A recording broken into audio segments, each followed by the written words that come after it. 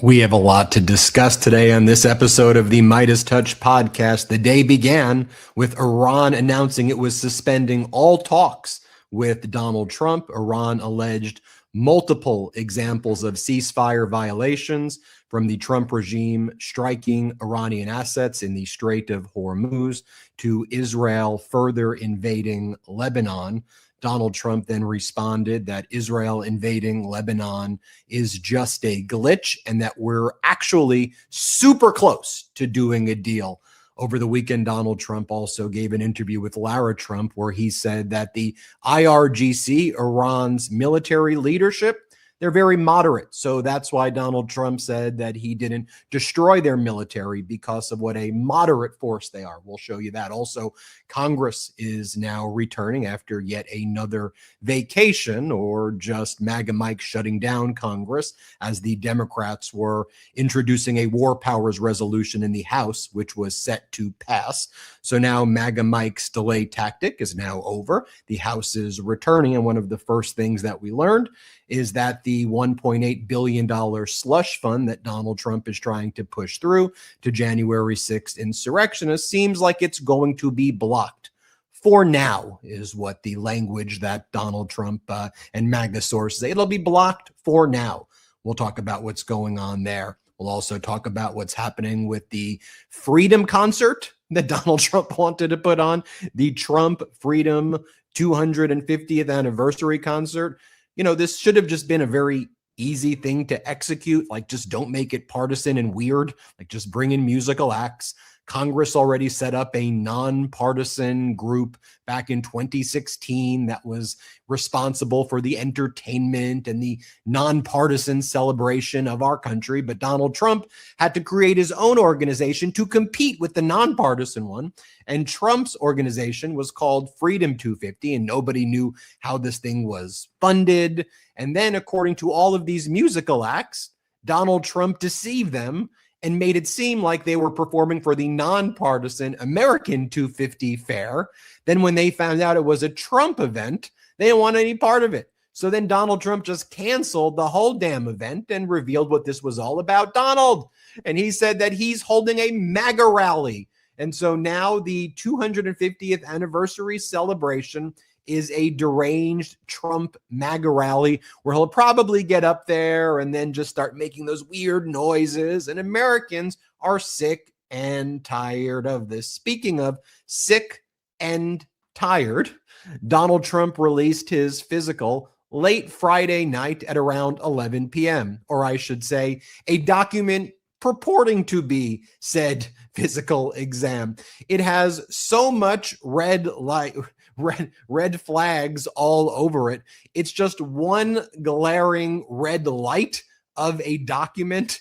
And then after releasing that so-called report, Donald Trump proceeded to make social media post after social media post, each one more deranged than the next. Post of himself dunking over Governor Hochul, posts of drone ports, posts of him kissing flags, some of the strangest behavior imaginable, as the American people are just like, dude, we're suffering out here, man. We just want our health care.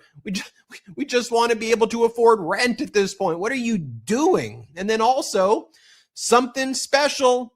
It's happening in Georgia. Did you see that event? Senator Ossoff's re-election campaign, where he joined forces with the Democratic governor candidate, Keisha Lance Bottoms, in Atlanta. That looked presidential. That looked Obama-esque running the first time. There's energy in that room. We'll just say that. We've got a lot to discuss on this episode of the MeidasTouch Podcast. I got Brett. I got Jordy. The brothers are here. Brett and Jordy, how are you doing? Doing well, Ben. Doing well, Jordy. And great to see the Meidas Mighty. Thank you to everybody watching us live. Thank you to everybody for listening to us. If you're listening to us on audio platforms, and if you're not, go ahead and check us out. Apple Podcasts, Spotify, be there. I cannot believe it's June already. Where the hell did all the time go this year? It's truly blowing my mind. I know we're taking it one day at a time here at the MeidasTouch Network. I know all of you do too, because these days could be crazy, but the accumulation of the days, it certainly feels like time flies. We're keeping track of everything that's going on. I got to say, I'm pretty bummed about this America 250 thing, because it should have been something that we should all be able to celebrate as Americans. And Donald Trump just got his stink all over it the same way that he gets his stink all over everything. He has an ability to kind of glom onto things and just destroy them. And he does this with celebrities who even show him an ounce of respect. Like he will then glom onto them, attach himself to them, attach his stink to them. And he does it with events like this that should be apolitical, nonpartisan events. As I said online about this event, you can't take a dump in the punch bowl and then expect people to still drink it. And that's exactly what Donald Trump is doing. Why are these Democrats? Why are they out there? They don't want to celebrate America's 250. No, I think people do want to celebrate. And I think people do want to have a ceremony that, if we had more things to celebrate at this moment, but you are making it the Donald Trump party. You are making it like your own birthday party. That's the issue. You're putting your face on money. Everything you're doing, you're putting your picture in front of the Department of Justice. You're putting your picture on the Department of Labor building. Everything you are doing is for yourself, because you are a narcissist of the highest order and you don't give a damn about this country. That's the issue that people have. It's because you don't love this country. You just love yourself, Donald Trump. We got a lot to discuss. I know we got to get into it, but first, got to check in with Jordy. Jordy, what's the latest? What's up, brothers? What's up, Midas Mighty? Excited to get into tonight's show. Ben, you said something that was, very astute earlier. You quite often do that. Don't make it partisan and weird. Well, Donald Trump is the expert at making things partisan and weird. It's a real bummer that we're here with this 250th anniversary celebration as to where Donald Trump has taken his event. It just stinks, Brett, because I agree with you. It's something that we should be able to celebrate. But right now, I get the feeling and the vibes on the ground that people aren't too psyched to celebrate, especially us here in America. So let's, take a deep breath here. Excited to get into today's show, Benji. I know we have a lot to cover. Where do you want to start us off? Brothers, remember when we were growing up and we would watch a cartoon, and sometimes the evil power that the supervillain would have would be energy drain, right? They would suck the life force out of other people, right? That was part of their super villain power.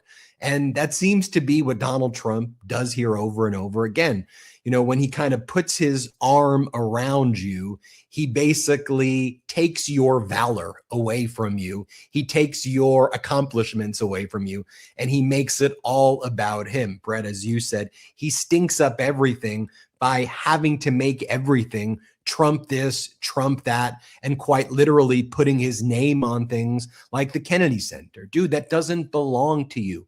It's a living, breathing memorial for a former president who was assassinated, and it is an important landmark in Washington, D.C. Don't call it the Trump Kennedy Center. And again, fortunately, at the end of last week, a court blocked him from doing that and said, rip your name down.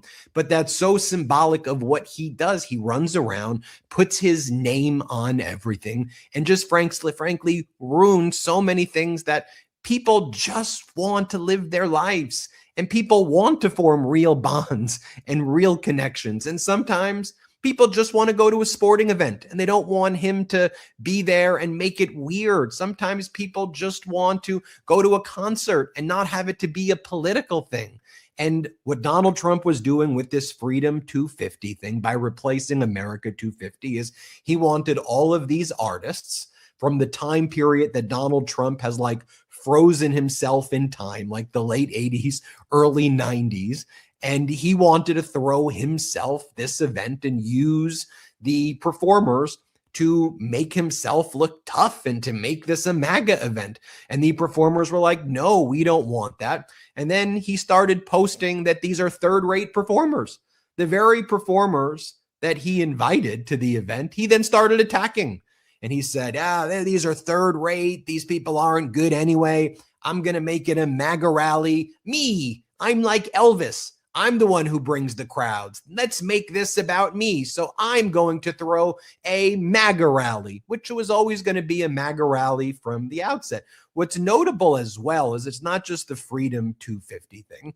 It's also this UFC thing. I mean, even like UFC fans are looking at it and going, first off, it's dangerous that you're having this event outside in June in a swampy Washington, D.C., with bugs, with the excessive heat.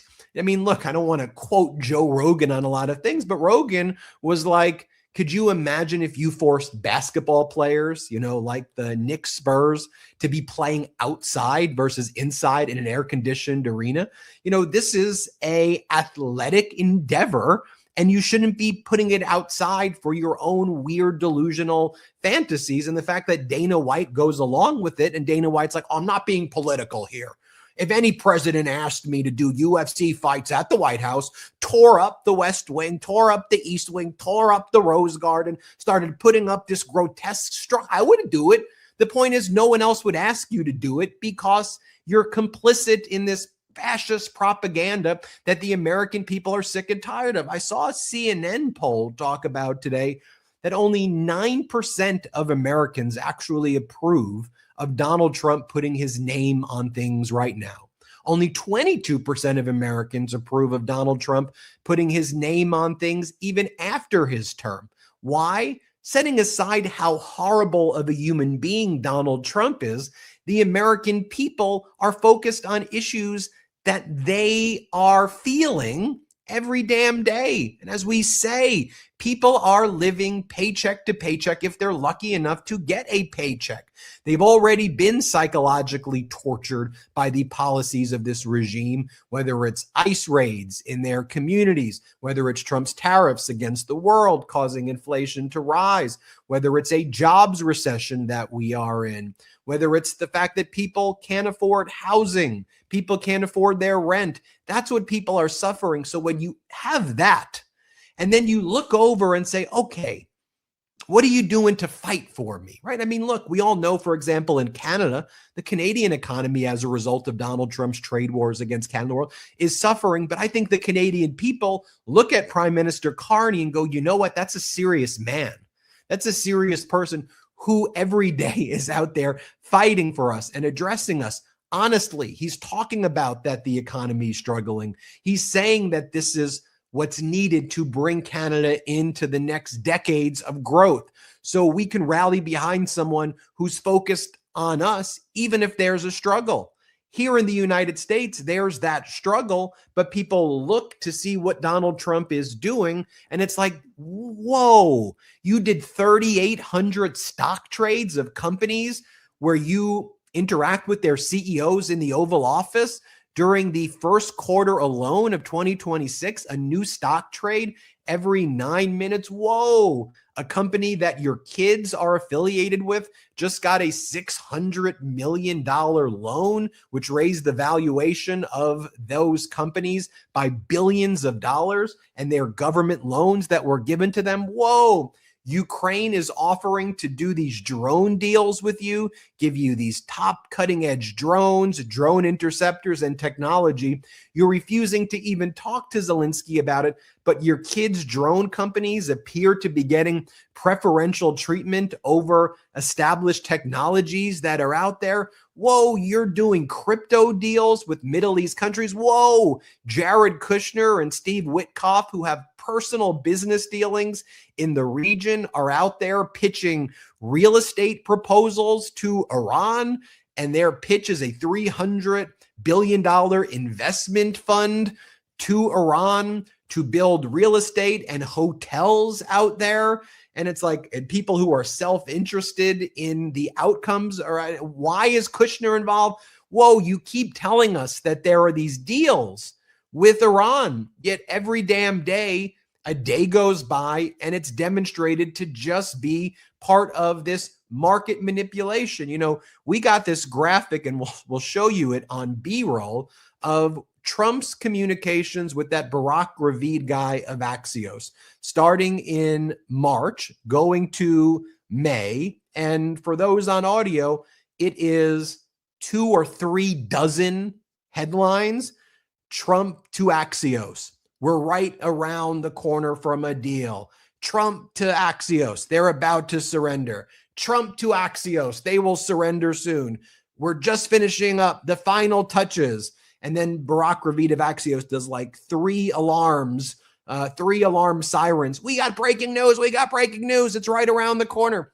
And they do it today. On the very same day earlier, where Iran announced it was suspending talks with the United States, Donald Trump and Barack Ravid do it again. Donald Trump and ABC do it again. It's right around the corner. What's happening is just a glitch. Israel's invasion of Lebanon, just a glitch, everybody. It's looking good. It's looking good, Donald Trump tells ABC. A little glitch. I spoke to Hezbollah myself, Trump said. I talked to Hezbollah. I talked to Bibi. We are good right here. You want to know what Benjamin Netanyahu is saying? We know what he said. We can hear what he said today. Benjamin Netanyahu said, nothing changes after my call with Donald Trump. We are continuing our mission, which I call the invasion, in Beirut, in southern Lebanon. He goes, in parallel, the IDF will continue to operate as planned in southern Lebanon. And if you look from the time when Donald Trump first told Iran a few months back, we're going to blow you into the Stone Ages, we're going to destroy your civilization. He set the deadline. And Donald Trump declared ceasefire by adopting all the terms of Iran. Remember that? He reposted Foreign Minister Araghchi's terms. One of those terms was that the ceasefire applies to Lebanon. That's a big deal for Iran. And what Israel did, knowing that, well, we can't just go and attack Iran because that'll be an obvious violation of the ceasefire. Israel said, you know what? We're going to go after Hezbollah targets in Lebanon. So we will increase and escalate Lebanon. So when things were supposed to be toned down, ceasefire. Look at the definition of a ceasefire. It's supposed to be toned down. Netanyahu escalates in Lebanon, in Beirut, past the Litani River. He goes into areas that they really never even occupied before, saying, oh, this is because we're going after Hezbollah. This is because we're going after Hezbollah. Well, you've killed like 3,000 people, and most of the people are not Hezbollah. And don't gaslight me and say, oh, they're not. I see the people who are being killed. We're reporting about it on a daily basis. Little children, mothers, medics, hospitals. And so you say you're going after Hezbollah, but we see you're killing so many people and you're demolishing buildings and city blocks, and you've only escalated that. So as Netanyahu's been taken to the media, especially over the past 48 hours, 72 hours, we're going into Tyre, or in Arabic, Sur. We're going into Daya, another area in the suburbs of Beirut. We're going into there. And then you had Smotrich and Ben Gvir and all of these far-right extremists in the Netanyahu regime saying, we're taking 100% of it. We're taking 100% of Gaza. We're taking 100% of Lebanon. And then the United States starts striking over the weekend targets in Iran. They start hitting areas in the Strait of Hormuz. Iran responds, retaliates, strikes Kuwait air base that's jointly run by the United States and Kuwait. We also learn, while the United States continues to cover it up, 5 service members of the United States and contractors, although since it's being covered up, I don't know the exact ratio of service members to contractors, and it may be more than 5, were injured when Iran responded and retaliated after U.S. strikes in the Strait of Hormuz. And then when Hegseth was asked about it on his return from this trip to Asia, where he threw Taiwan under the bus and he started attacking Europe in these speeches, we're not helping you, Europe. We're not helping you, Europe. He refused to answer what's the status of those injured service members and contractors in Kuwait. That continues to be covered up. And it continues to be covered up that Iran, when it responded to the U.S. strikes, knocked out like 5 MQ-9 Reapers, 2 or 3 MQ-1s, and Iran also hit some cargo and tankers in the Strait of Hormuz. And like none of this was being reported really. And this is like where I started getting some comments, Brett. People were like, hey, Ben, Is this really happening? Like, why are your headlines that these amount of drones and these amount of boats and these amount of people were injured? I just don't hear this anywhere else. And then today it was acknowledged that this is what was actually happening. And then even when Iran said, we're done talking with you because you're violating the ceasefire over and over again, what does Trump do? Trump says, we're good. We've actually, the talks are advancing rapidly. He goes on CNBC. Why? Because it covers the market. And he tells CNBC, no, things are going good. Don't listen to what you're hearing. And then CNBC just stenographically just does this, be a stenographer, and then they post it. And so that's kind of the status of where we are. And I'll just show one clip before turning it back to you, Brett. When he did this weird interview with his daughter-in-law, and just think about the dynamic. He's on a regime media. His daughter-in-law is the host, interviewing him. And Trump says that he kept the IRGC military around because he says the IRGC are the moderates. Here, let me show you what he said. Let's play it. Their Navy is totally gone, 100%. Their Air Force is totally gone, 100%. Their military, we've sort of left it alone because we think that their military is somewhat moderate. They have other people that aren't moderate. We've taken them out. We've taken different forms of leadership out. We've actually left their military alone. People would be surprised to hear that, because mistakes have been made in wars where you wipe out everybody and then you have a country that's, for 40 years can never rebuild. Guy who said we've obliterated their military speaks to his daughter-in-law in a softball interview, okay, and says, we kept their whole military intact because the IRGC, he says, are the moderates. They also said that the reason it's taking so long, this is one of the things that Barack Ravi talked about this weekend. Iranians are cavemen. Did you know that? And they are cave dwellers. And so it took them a long time to get out of the caves. And that's why it's taking so long. And Barack Ravi said, they're stuck in the caves. It's like, dude, I see their parliament. Their parliament made awards to the Iranian women athletes today. Like I could follow what their parliament is doing on a day-to-day basis, and in addition to discussing matters of war and peace. Have you thought, though, that their cave Wi-Fi may have improved dramatically over the past 24 hours?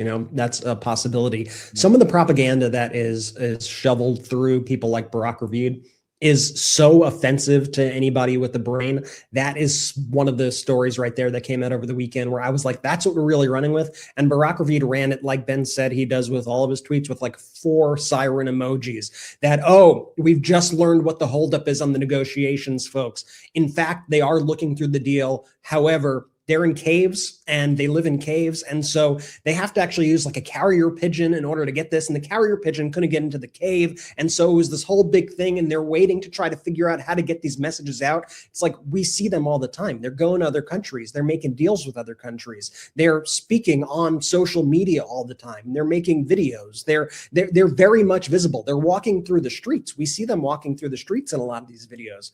And yes, I'm sure they have some extra precautions in place to protect their safety, since the United States keeps killing their leaders, but they very much are able to communicate. That's not the issue. But one of the big issues right now is a lot of these stenographers in the media who are laundering all of these just BS talking points, in my opinion, to manipulate the markets and to spread this fake news. Now, it's just really stunning. I just want to show this one more time because it really, really blows my mind that you could get away with it. I mean, if you had any other job and were this wrong, would you get away with it? I'm showing right now the list of stories going from May all the way back to March. Deal possible by Tuesday. Deal on the way. Trump says deal done by Sunday. Trump says Iran war will be over very soon. We've been seeing headlines like this on an almost daily basis, it feels like, and they're all coming from the same people. And at what point do you go, maybe the US officials who are the sources who are telling me these things because they are trying to fight a propaganda war, maybe I am being used. Maybe the information they are giving me is not exactly on the up and up, but they don't care because they get their clicks, they get their scoops. And one of the other things that Donald Trump always does And Jordy, I know you mentioned this on the show so many times before, just like with COVID, he would say, if you don't test, then there's no cases, right? Well, that's Donald Trump's philosophy to everything. If there's ever bad news for Trump, he thinks he could just ignore it, right? He's done this with the storms. So you got storms in Texas, storms in South Carolina, wherever the storms are. What does Donald Trump do? He just pretends it doesn't happen. He doesn't send FEMA. He dismantles FEMA. He doesn't send help.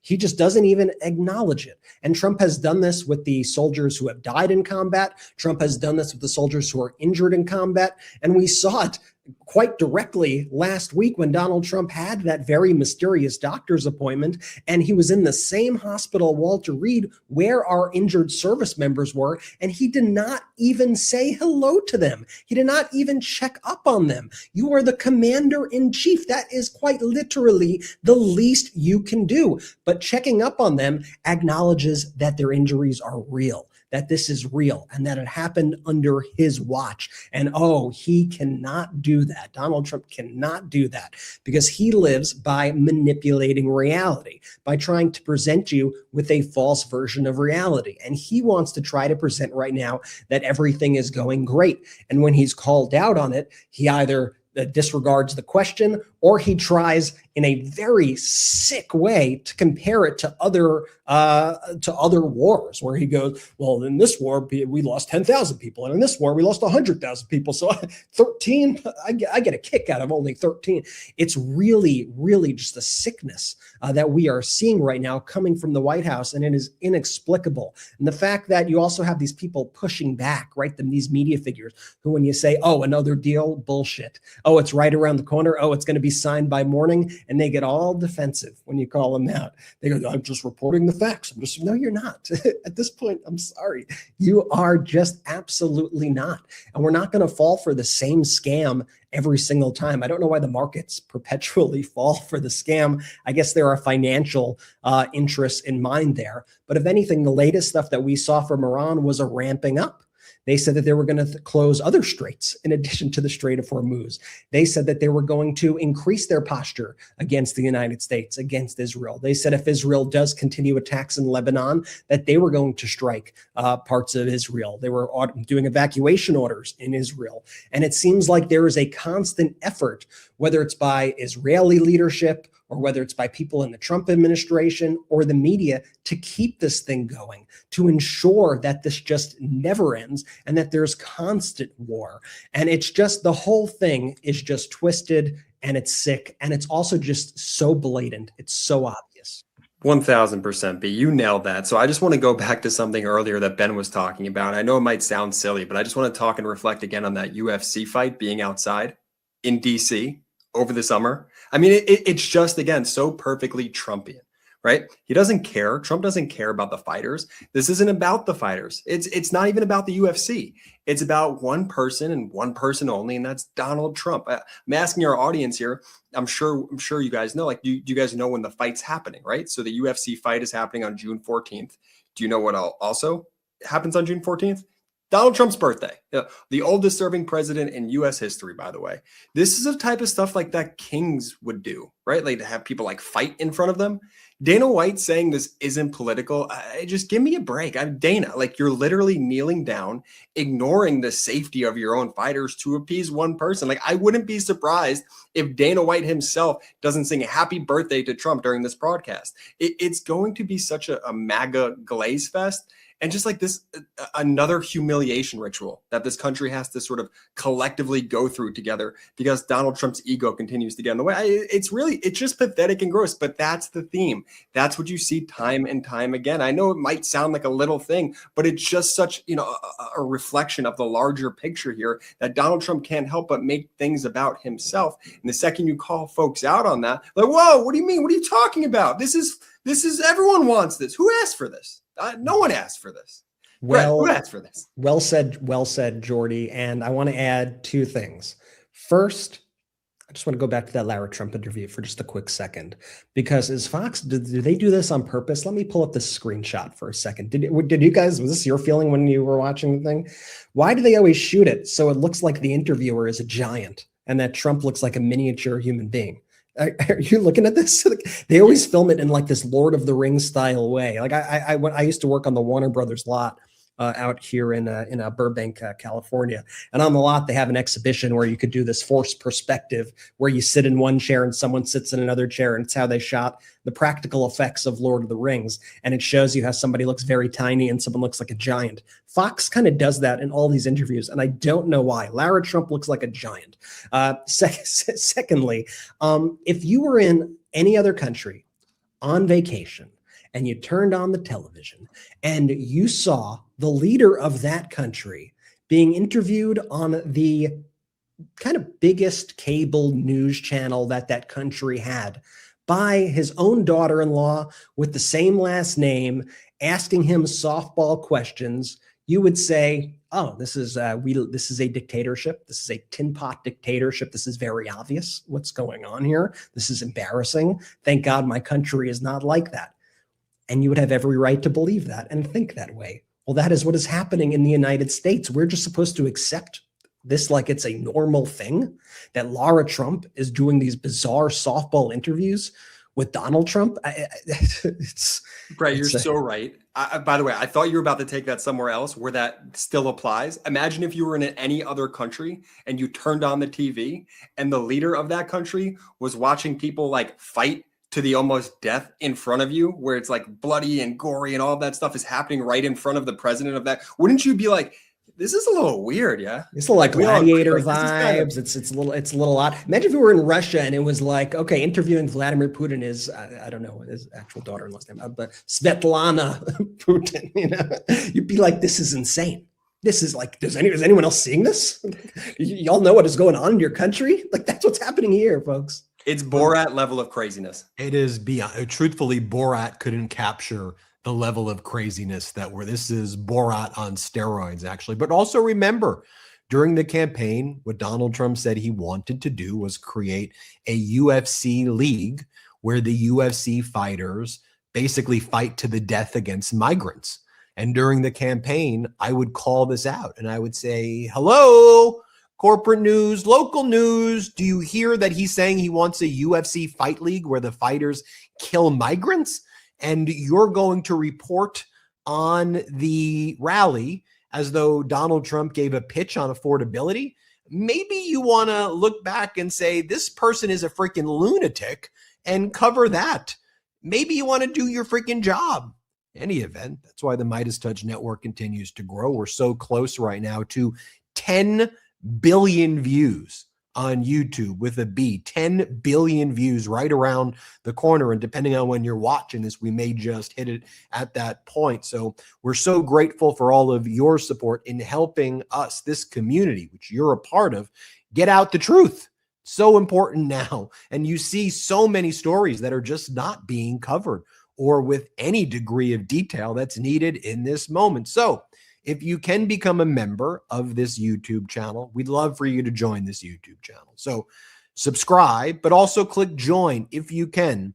And we know the economy's tough right now. So if you are able to gift YouTube memberships to others, give some memberships to others who can afford it if you're fortunate enough to afford it, so they get access to the bonus features that we have here on this MeidasTouch YouTube channel. Also, make sure you subscribe to the MeidasTouch Podcast wherever you get audio podcasts. So just open up your audio podcast app, search MeidasTouch, and then download it, subscribe there, and then leave a 5-star review. Even if you don't plan on listening to it in audio, you never know when you'll want to do that.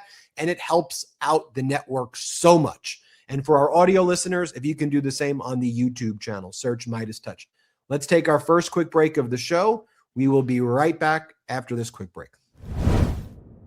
This episode is sponsored by BetterHelp. For some, summer is their favorite season. Travel picks up, kids are out of school, and adventure is the focus.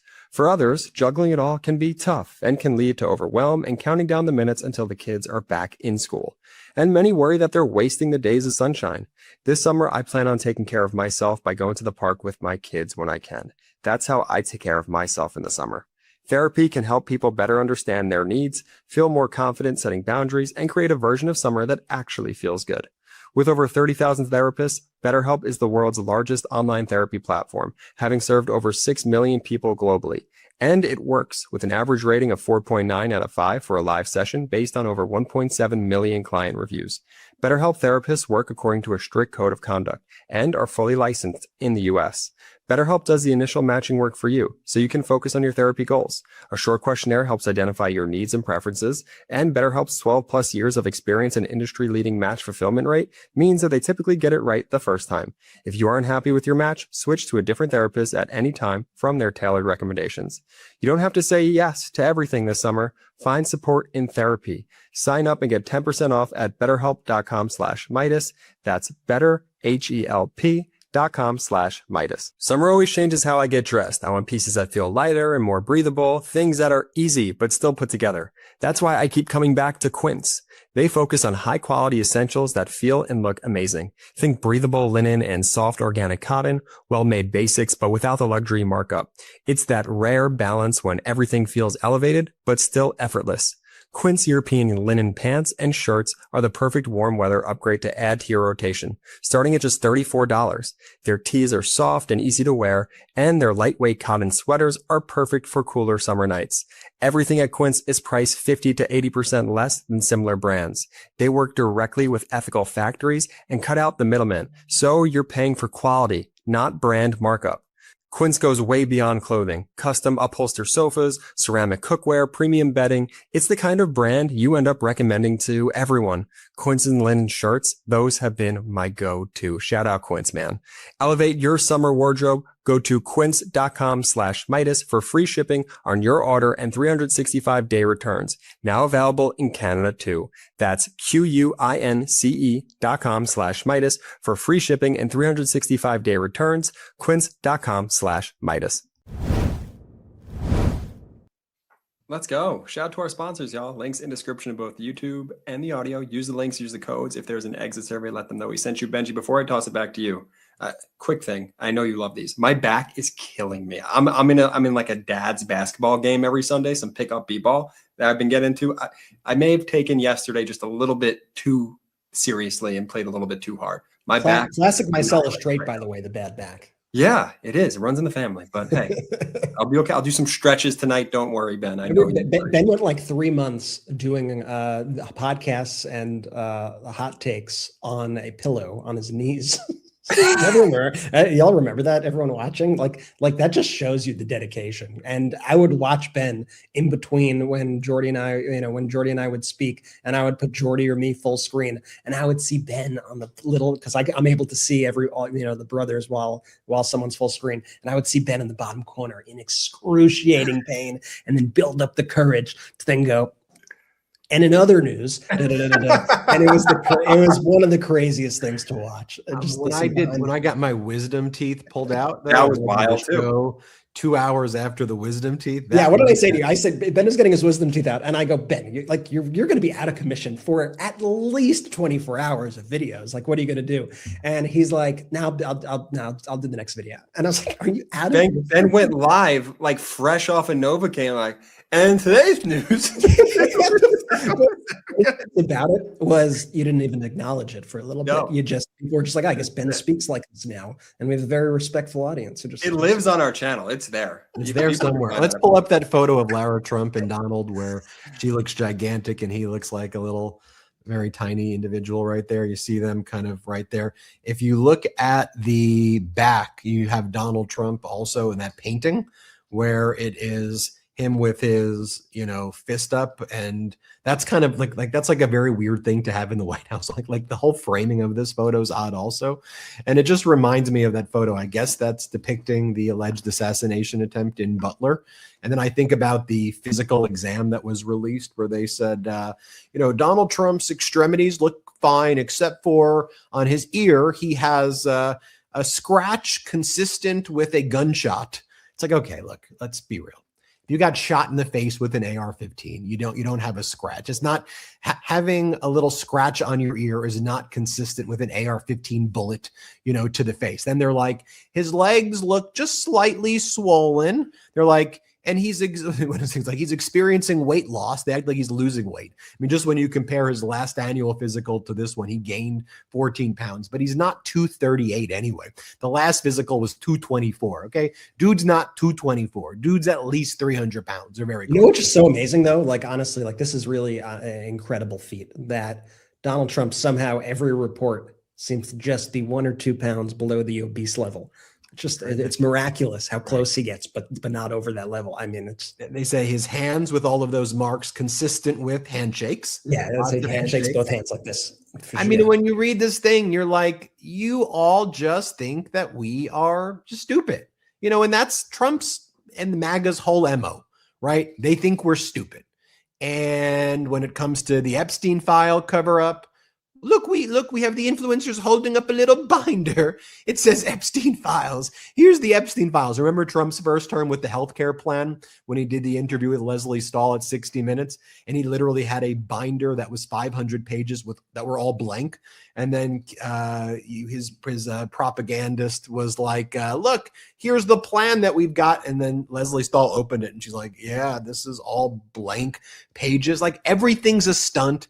Everything's a scheme. Everything's a fraud. Like quite literally. Yes, my healthcare plan, but please promise not to open it until you go home. Don't open it.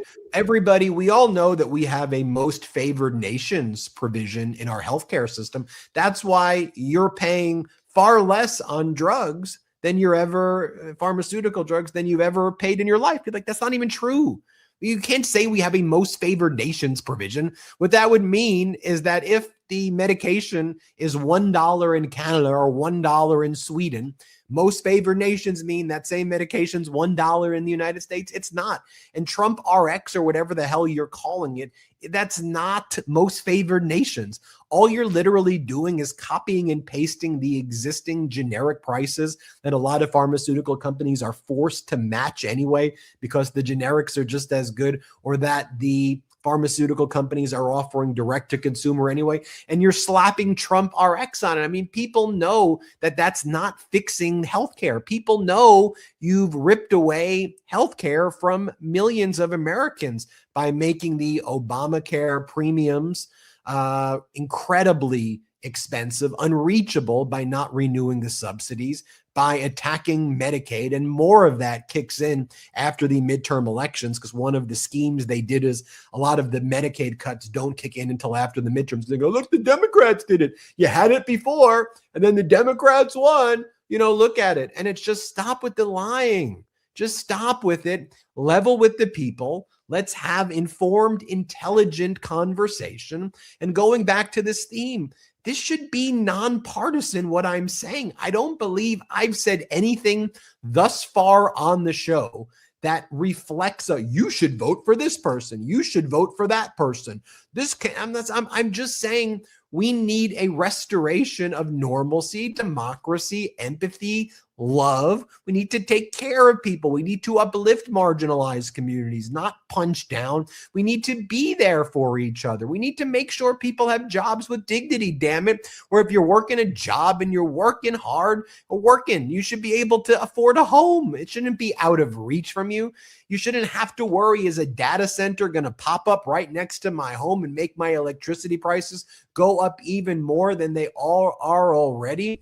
Is there going to be unregulated AI that's going to take my job? Why are my children and my grandchildren unable to be able to afford anything that I was able to afford growing up? Why can't I afford anything? Where's my future? These are the things that Americans are thinking about, and everything with this Trump regime is scam after scam. So they bring in their scam artists over the weekend. It's like clockwork. They got National Economic Advisor Kevin Hassett. They've got Treasury Secretary Scott Bessent.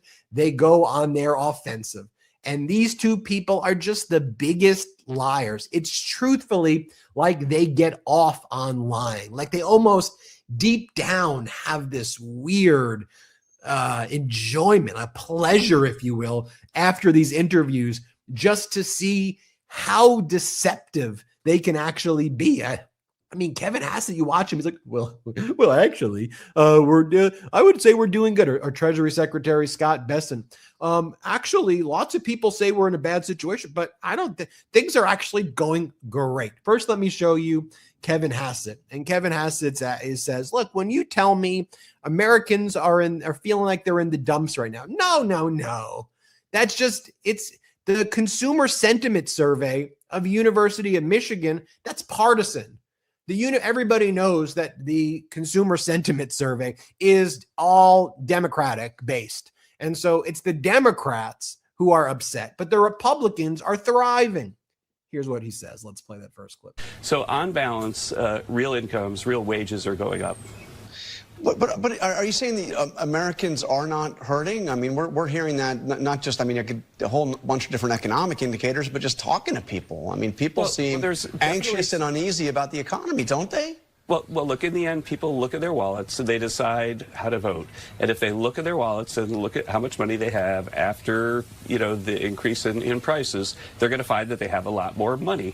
And the other thing I could say is that the consumer sentiment index that was cited is a Michigan survey that's extremely partisan. I talked about this on TV last week, that basically when Joe Biden was there, the Democrats in the survey, they were euphoric. Their index was way above 100% during stagflation. Right now, it's the lowest on record, something like 30%. And so when you say that American consumers are really down in the dumps, what it is Democrats are in the dumps. Republicans have actually stayed around 80% on that survey all the way through.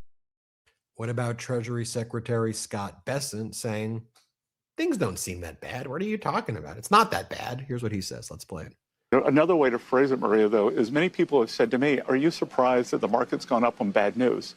And I said, I don't think the news is that bad. I think the news is bad.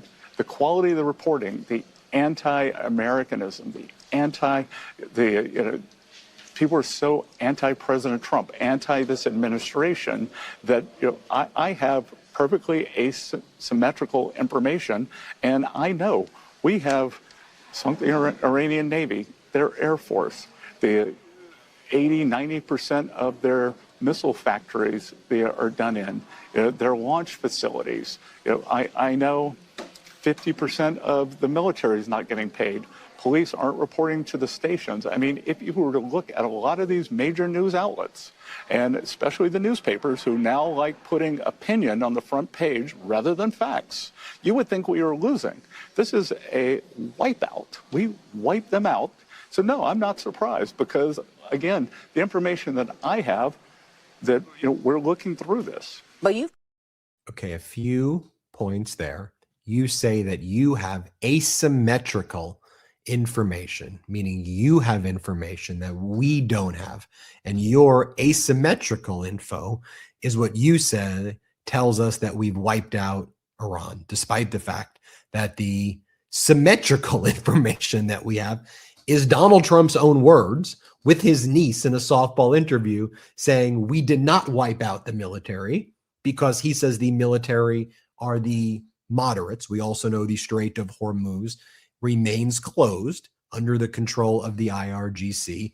And we can see the leadership of Iran. We can see what's actually happening there. We can see that they're responding in Kuwait, but also the fact that you brag about your asymmetrical information is also why the American people are so concerned about your regime doing all this insider stock trading off of your asymmetrical information that other people don't have.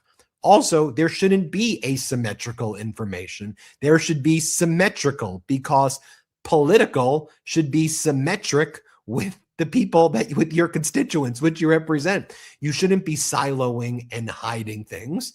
And so what you're saying is that you have super secret asymmetric information that conflicts with what we see. And under your view, everything is incredible, while it appears to the rest of us that you all are manipulating the markets every damn day. And then when we hear from the president of the United States, who's supposed to be the leader, who's supposed to let us know what's going on, for better or for worse, he's there with his niece bragging about how the ballroom is actually a military installation and that it is a drone port, and that actually the ballroom is the biggest drone port ever constructed, so that the White House is now literally going to be a military installation with drones swarming all around it. This is what Donald Trump tells his niece. Let's play it. This will be the kitchen floor. Oh, the kitchen, and then the floor above. There'll be one above that. And then you have the drone ports, and you have the sniper ports, and you have everything above. Wow! Can't wait. One unified unit. Yeah, it's really. We can't wait to see. It's going to be great. I love to watch it. So this room. Well, you got to give it to her. That's some hard-hitting journalism. You know, she, you know, the respect to Lara. I mean, she was like, I know this is my father-in-law, but I'm going to grill him. She's no BS, man. She's no BS. No, cuts right to it. Point. That was impressive stuff. And then you have the MAGA propaganda machine. You'll have Congresswoman Sherry Briggs, and she'll just be like, look. What are we talking? Just trust Trump. Just listen to him, okay? There's nothing that we shouldn't be doing anything in Congress. This is what they say. Here, play this clip. Do you think that the Iran war, if it continues, if we don't see that decrease in gas prices and other prices, that is going to overshadow the midterms? You know, obviously, I want to make sure that we maintain the majority. But the bottom line is, as it has been from the beginning, Iran cannot have nuclear weapons. And the president is putting America first. And it's not about politics. This is about the security of our nation. And the hypocrisy is overwhelming. It's okay for a Democrat president to try to address the issues in Iran, but it's not okay for President Trump or having the Republican majority to try to address this. Is complete hypocrisy.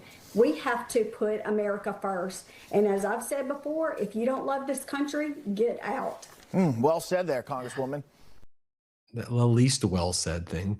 MAGA Republican Congressmember Riley Moore. Here's what he had to say. Let's play it. Fast, but if we want a quick deal, you can get a quick deal, but we want a great deal. And that's what the president is currently working on. He's putting together a great deal. And this is a two-step process. Step one is opening up the straits. We'll remove the naval blockade if the straits are open. Then you're going to move to step two in this process where, look, if there's no dust, there's no dollars. The dollars can start to flow if the nuclear dust starts to get removed, and the administration, smartly, President Trump, is going to have his hand on that dial to be able to turn that up or turn that down in terms of those dollars based on the amount of nuclear dust that we're able to get back from them. So, of course, this is another masterstroke by the president who's ended multiple conflicts in his term here as president, and I think this is going to be another one that's going to go down in the history books as one of the great pieces.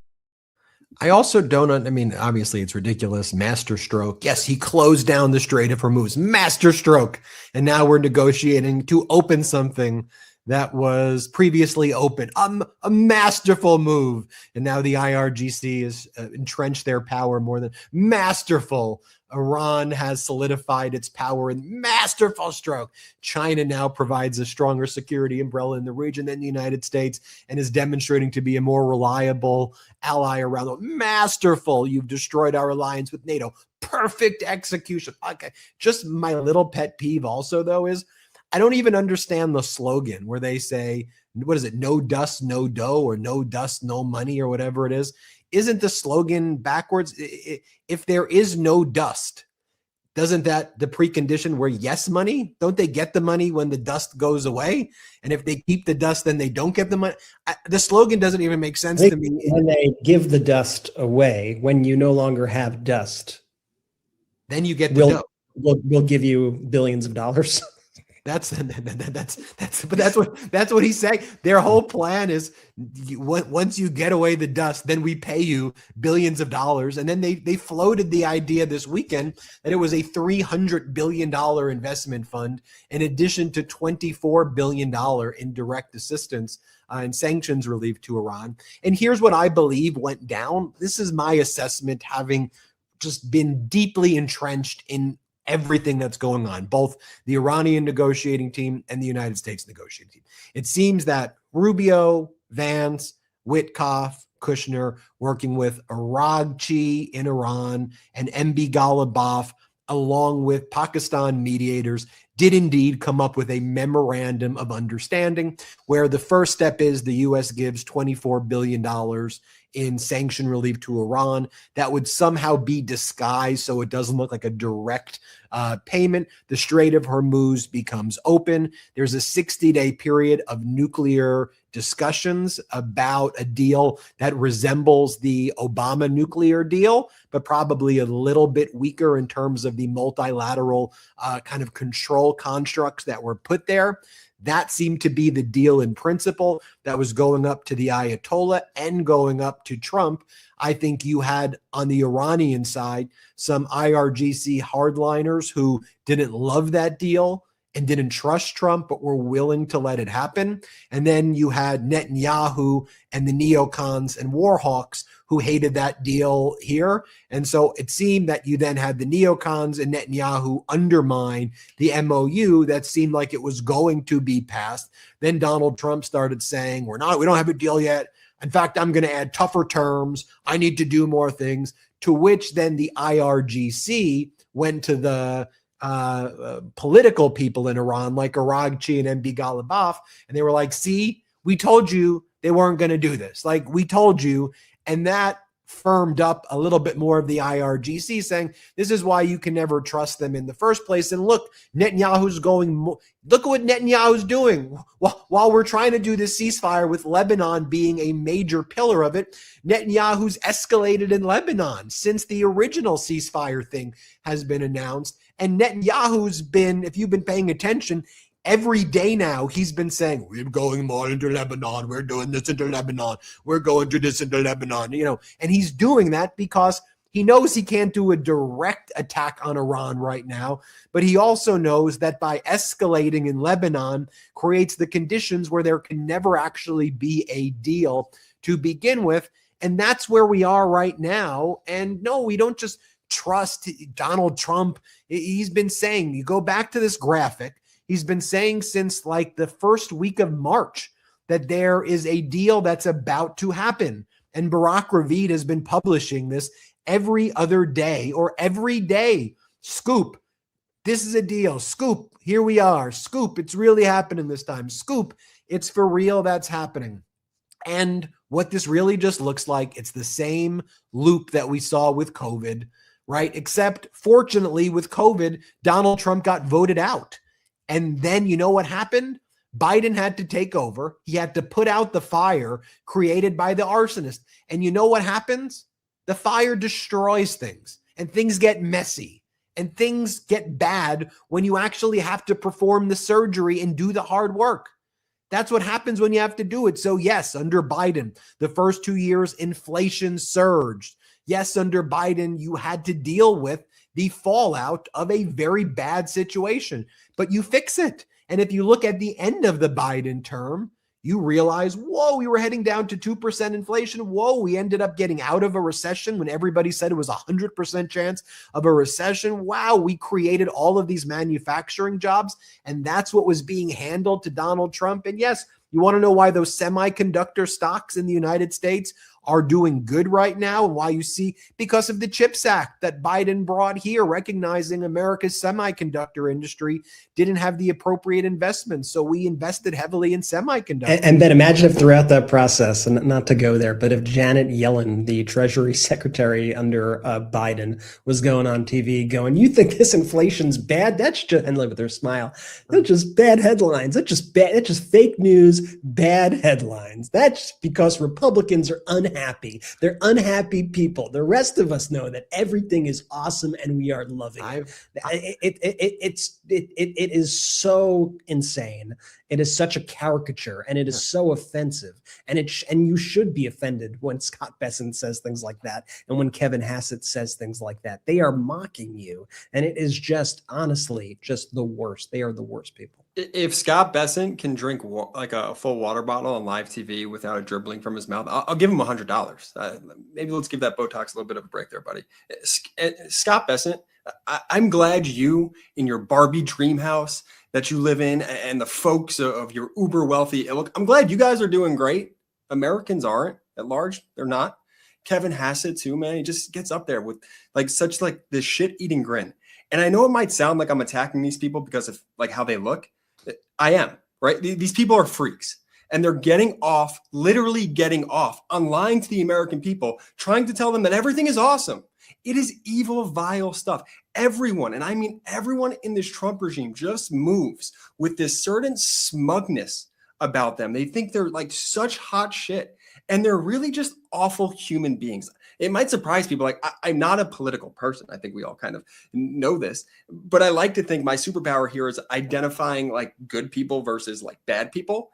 It just feels like everyone in this Trump regime is just genuinely a bad person that's telling people to put your head in the sand and accept the life that you live while I get to go out and party and continue to make more money.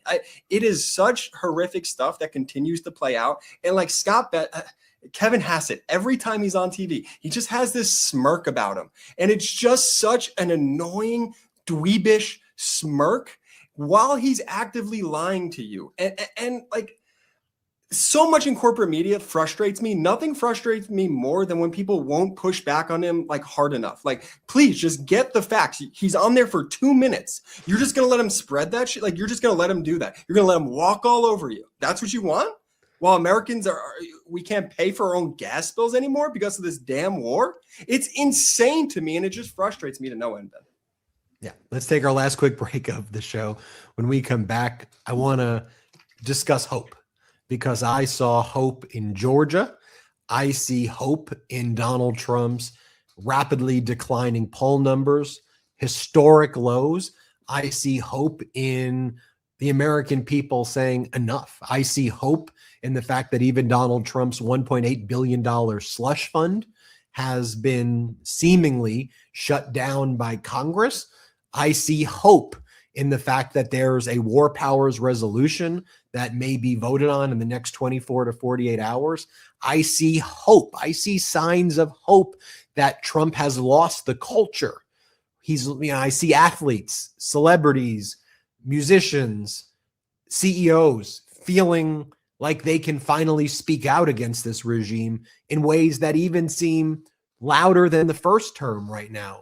I see hope that we all held the line together when it was hardest to do. And now we're seeing some other people say, you know what? We need to join this fight. I see hope. On that note, let's take our last quick break of the show. A reminder, hit subscribe to our YouTube channel. We're so close to 7 million subscribers, and we're so close to 10 billion views. Thanks to you. Make sure you also subscribe on audio, whichever audio app you use to listen to podcasts. Search MeidasTouch and make sure you subscribe there. Also, join the MeidasTouch YouTube channel. Click join and become a member of our YouTube channel and help us continue to grow. And if you can afford a membership and you can afford to give memberships, give some memberships to others. All right, last quick break. We'll be right back. You know, one thing I've learned is that it's not always the big expenses that get you. It's the little subscriptions and charges that quietly pile up in the background. Between work, family, and trying to keep up with the news cycle, it's easy to lose track of where your money is actually going. That's why Rocket Money has been so helpful. It gives you a clear picture of all your accounts in one place, tracks your spending, and helps you spot subscriptions you may not even remember signing up for. If there are subscriptions you don't want anymore, Rocket Money has the ability to cancel them within the app in just a few taps. In fact, Rocket Money users have saved over $880 million in canceled subscriptions. I also like that it helps you set budgets and financial goals and gives you insights into your spending habits so that there are fewer surprises at the end of the month. Rocket Money is a personal finance app that helps find and cancel your unwanted subscriptions, monitors your spending, and helps lower your bills so you can grow your savings. Let Rocket Money help you reach your financial goals faster. Try for $0 at rocketmoney.com/MeidasTouch. That's rocketmoney.com/MeidasTouch. rocketmoney.com/MeidasTouch. MEIDASTOUCH. One thing I like about Cash App is that most people still think it's just a way to send money, but it's actually become a lot more useful than that. I was talking about this recently because so many of us are looking for ways to get a little more value out of the purchases that we're already making. If you weren't up to speed already, Cash App is way more than just a safe way to send and receive money. With the Cash App card, you unlock a ton of perks without all the hidden fees. Enjoy benefits like exclusive early access to nationwide concert pre-sales, Kendrick Lamar and Sabrina Carpenter to name a couple recent examples, plus discounts on everyday purchases and popular brands you're probably already spending money on. Add your card to your digital wallet to make your money moves easier. Cash App also adds security to your money by declining suspicious card transactions and sending you a notification to make sure the payment is really you. If your card is ever lost or stolen, you can lock it with just one tap right in the app. Spend with confidence with the Cash App card today. New Cash App customers can earn $10 if they use code CashApp10 in their profile at sign up and send $5 to a friend within 14 days. Terms apply. Cash App is a financial services platform, not a bank. Banking services provided by Cash App's bank partners. Prepaid debit cards issued by Sudden Bank, member FDIC. Cash App Visa Debit Flex cards issued by Sudden Bank, member FDIC. The Bancorp Bank N.A. pursuant to a license from Visa USA Inc. See terms and conditions for the Sudden Prepaid Card, Sudden Debit Flex Card, and Bancorp Debit Flex Card. Cash App Green features, savings, direct deposit, roundups, overdraft coverage, and discounts provided by Cash App, a Block Inc. brand. Visit cash.app/legal/podcast for full disclosures. Let's go. Shout out to our sponsors. Links in description of both the YouTube and the audio. Use the links, use the codes. If there's an exit survey, let them know we sent you. I'm just going to say it one more time. The level of Botox it appears Scott Besson on is nearing dangerous levels. I'm just going to say, like, from my perspective, it's getting a little bit out of hand. Benji, where to next? Where to? I mean, I'm not going to go through the hundreds of deranged social media posts that Donald Trump made where he was talking about drone ports over the weekend, where he was saying that he has the greatest health ever, dunking over Governor Hochul, which is just very bizarre. Of course, all these posts about reflecting pools, and then he'll be like, Hussein Obama, Trump. One that stood out to me, though, is a AI image of the Republicans who supported the release of the Epstein files. And so it's Massey, Marjorie Taylor Greene, Lauren Boebert, Tucker Carlson, Candace Owens, and Donald Trump posts, get in, loser. We're going losing, with a photo of them. And the commonality that they all had was that they supported the release of the Epstein files, and Donald Trump just viciously attacking the people who, one, support the release of the Epstein files, and two, are against the catastrophic war in Iran. It's pretty wild how consistent he is with those things, right? Like, he's taken, all that money that he asks for donations for in those emails and everything. He's putting all of that and all of his kind of political capital behind something that all share this common denominator, which is all these people who voted for the release of the Epstein files. He's pushing them to be ousted, and he's succeeding in many, if not most, if not all of these cases, as we saw with people like Thomas Massey. And the fact that, these voters who go out there don't put two and two together there, or maybe do put two and two together, but just don't seem to care that they are supporting somebody who is so obviously pushing back against, the whole thing right now. It's just like you're supporting a predator. Like, you realize that, right? Like, you're supporting somebody who is protecting the most heinous child sex trafficker in history, and is doing it out in the open, and is essentially laughing at you while you do it. You pretended to care about this issue for so long. You pretended to care about this for a while. And the second it actually became a reality where you could do something about it, all of a sudden you took the side of the guy who was the guy's best friend for many years, and is the guy who has the ability to release information on it, and instead chose to cover it up. Yeah. And just saying it slightly more succinctly too, is if you want justice for the survivors, you are persona non grata in MAGA. That's it. You're the poison if you want justice for the survivors. That's the only conclusion that I could draw, especially with what happened with Massey. Well, look at what happened with Pam Bondi, right? The former attorney general. She is supposed to testify on Friday. Can we all agree, regardless of what political party you're from, Pam Bondi's clearly the central figure in the Epstein files? We'll call it, before it is a cover-up of a child sex trafficking ring, but just say in the Epstein files investigation and document production, right? She's the central figure. She's the main person behind it. Now, clearly, we want to know, well, what happened, right? So she was subpoenaed to show up for a deposition, and then she shows up, and the MAGA Republicans at Donald Trump's order, this is not a disputed fact, say she's not going to testify under oath. She's not going to testify in front of a video camera. She will simply give an informal interview, and she will be represented by a Justice Department lawyer who's the number 3 person at the DOJ. And every time you ask a question to Pam Bondi about Donald Trump and Trump's communications about the Epstein files and Trump's relationship with Epstein, there will be an objection by Trump's DOJ that any communication with Donald Trump is off limits because it's privileged. That's what they say, that it is a privileged communication, that nobody's allowed to know about any communications. Now, if that doesn't bother you to the core, you really don't have a threshold for being bothered about anything. And it's fine. I mean, it's not fine, but you belong to a very weird cult that covers up child sex trafficking rings. That's who you are. Don't try to be holier than thou. That's who you are. That's your life's work is that. And I think that just needs to be called out. And, I know, okay, well, now we get to Monday, and that story from Friday feels to be, that was just a Friday thing. No. That's a covering up of child sex trafficking thing. And the thing is, I spoke to Keisha Lance Bottoms today, and we'll talk a little bit about Georgia in a moment. And she said, what she sees in Georgia is she's a great candidate, by the way. She's a great individual. And her daughter was incredible introducing her. She used the term a quiet determination that exists among the people of Georgia who love and cherish democracy and freedom and truth. And I said to her, I agree, it's a quiet determination. I said, or we could say a silent majority, but I said, actually, people are really pissed right now. And I said, I actually think what's quiet about it is that corporate news isn't giving it a microphone. And if you just watch corporate news, they bounce from Trump distraction to Trump distraction every day.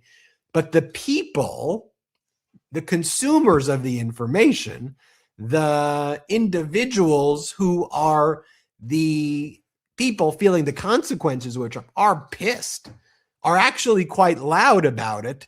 And they understand this moment, the hustle that's actually taking, the cover-ups that are taking place. They understand that what is actually happening in this moment is being covered up. They know people aren't forgetting about the Epstein class and the Epstein file cover up, or they're not forgetting that Donald Trump promised to deal with Iran 95 days or whatever it was, 85 days ago. They're not forgetting that Donald Trump promised $5,000 Doge dividend checks and then tariff rebate checks. People aren't forgetting that Trump promised that he was going to slash electricity prices and gas prices by 50%, or that the Russian war against Ukraine would be resolved in 24 hours. People know that they've been lied to and defrauded. Donald Trump said tariffs against the world would not cause inflation. Inflation by the end of this year will be close to 5%, if not higher than 5%. That's not me being hyperbolic. Just follow the trends. It increases 0.2% every month. We're at 3.6%. So add 0.2 to 0.3% month over month, and you pretty much get close to 5% by the end of this year. So by the end of next year, on this current trajectory where we don't seem to be heading away from, it's not a shocker. Just do the math that if you add 0.2% for another 12 months, you could add 6.5 to 7% or 8% inflation by the time 8.5% inflation by the time the 2028 election comes around. And it's also this slow burn, this slow torture, this slow fraud, as Donald Trump and the regime say, no, it's fine, it's fine, it's fine, it's fine. But what's happening is not fine. The data suggests it's not fine. But then we hit this day where everybody's like, oh shit, today's bad day. And it's like, no. It was an accumulation of many a bad day that you all pretending wasn't such, and it was. And now the consumer is in a situation where what? We're going to have to do massive bailouts and massive. That's where this is heading. I don't want to be seemingly an alarmist, but these are the times to accurately ring the alarms that need to be rung. And that's what we do here on the MeidasTouch Network. We'll talk domestic. Let me just talk briefly internationally as well, and we'll do a quick weave. So Pakistan's Prime Minister Sharif, along with the Field Marshal of Pakistan, Munir, they're the lead negotiators, right, between the United States and Iran. Now, in the background, what we need to pay attention to is the role that China is playing in all of this.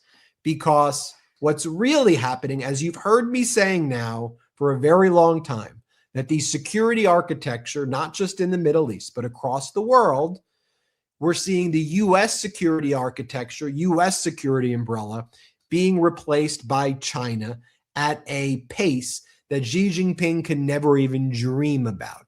But he has the same proverb or the same, view that many a leader has, which is you don't interrupt the enemy or the other side when they're out there making a mistake. You just you let it happen. And so Pakistan is out there saying that the undeniable leader of the world is China.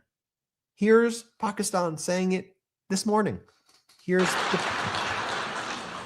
Ladies and gentlemen, under the most dynamic and visionary leadership of President Xi Jinping, China has lifted 800 million people out of poverty, provided jobs to millions of people. China, in terms of economic power, is second to none.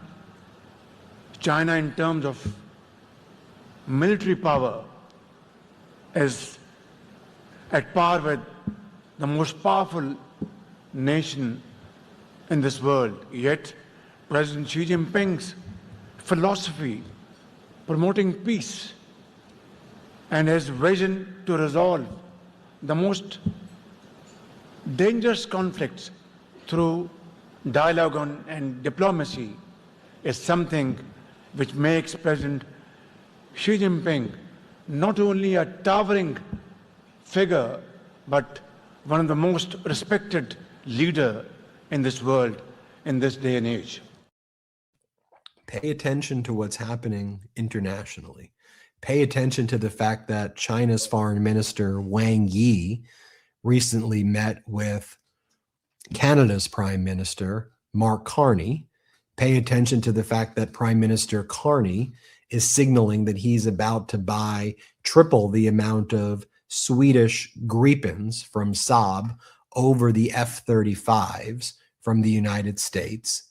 Pay attention to all of these security arrangements taking place where United States defense manufacturers are not getting the deals that were frankly layups for them to get. Pay attention to the alliances that are being formed internationally that exclude the United States.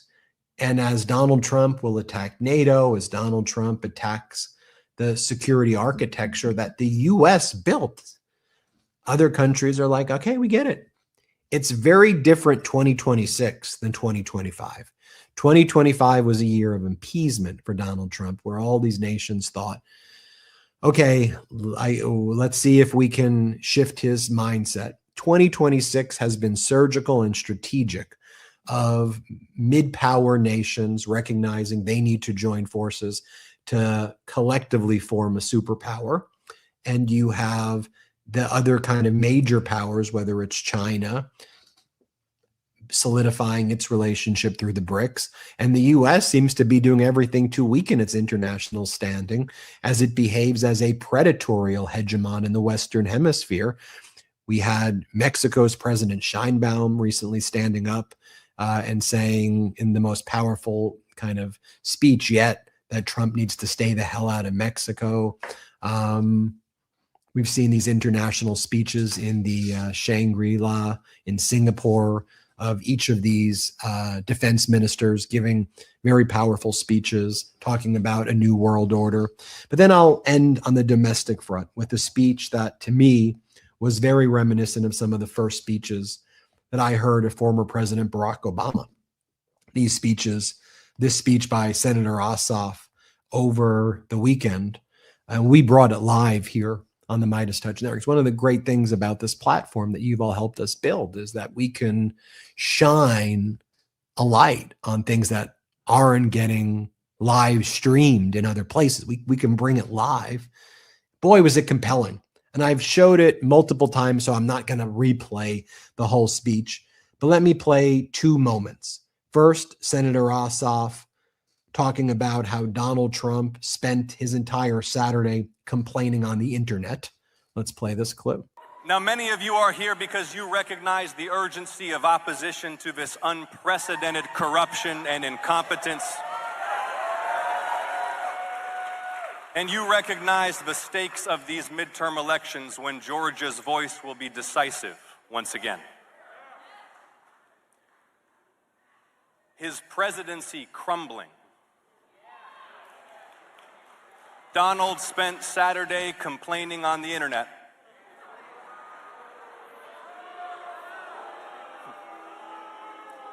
Listen to this. 6 hours, 52 posts. The president attacked the Pope. He posted his own face on Mount Rushmore and a made-up Trump Peace Prize. He announced 3 times America's back, and he assured an increasingly concerned public he's in excellent health.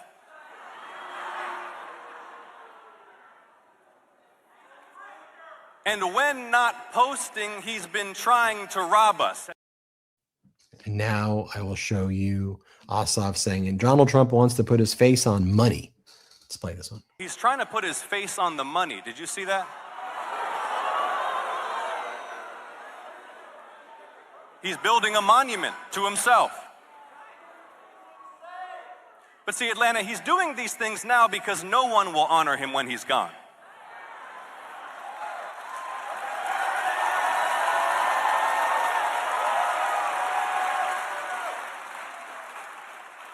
Because he's a failed president and a national disgrace.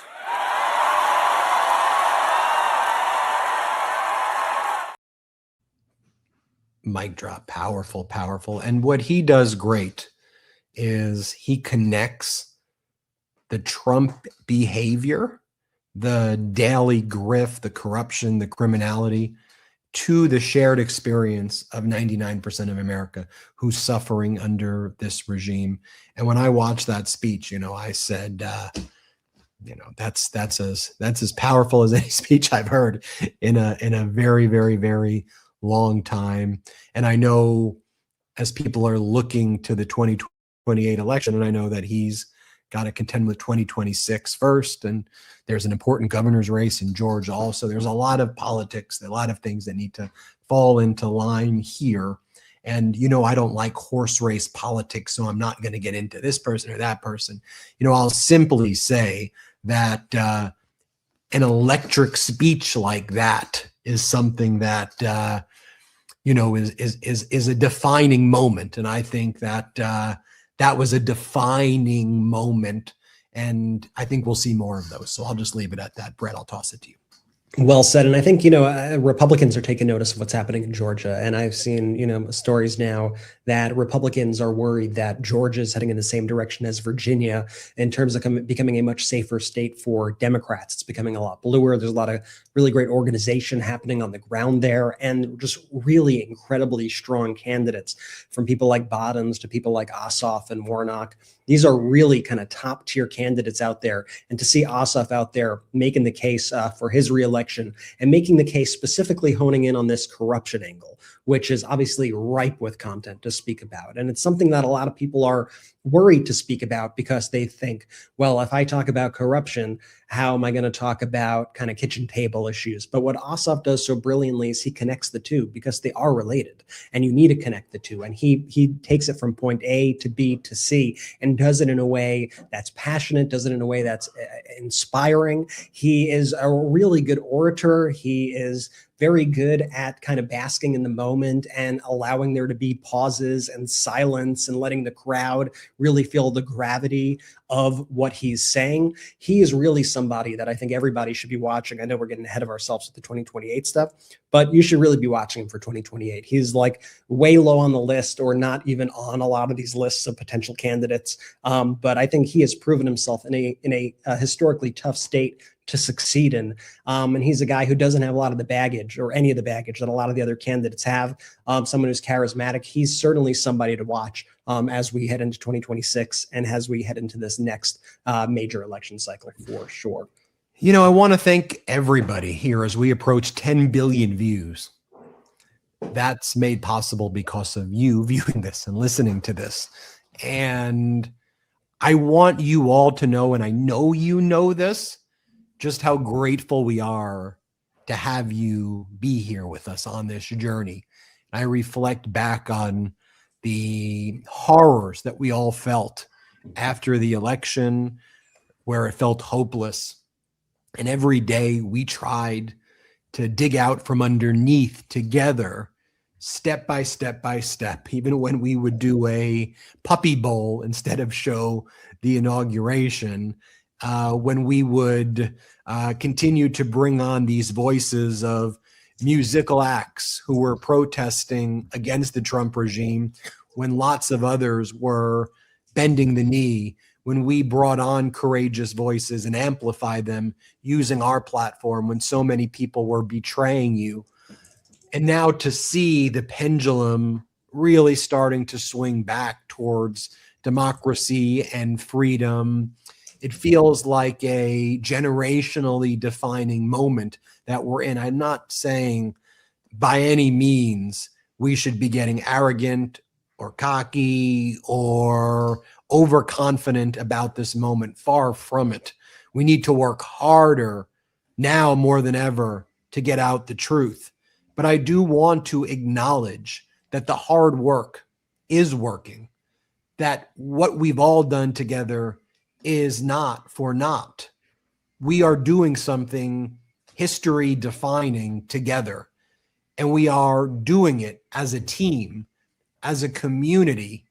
And that is something that I want you to be proud of after you watch this episode or listen to this episode, because you are making a big difference. You are making a huge impact when you're out there and you're sharing the truth with others. You may not get the daily thanks and acknowledgement you deserve, but I want you to hear it from me in front of this community that's about to hit 10 billion views, that each one of those views is made possible because of you. Thank you. And on that, Jordy, you could take it away. Shout out to the Meidas Mighty.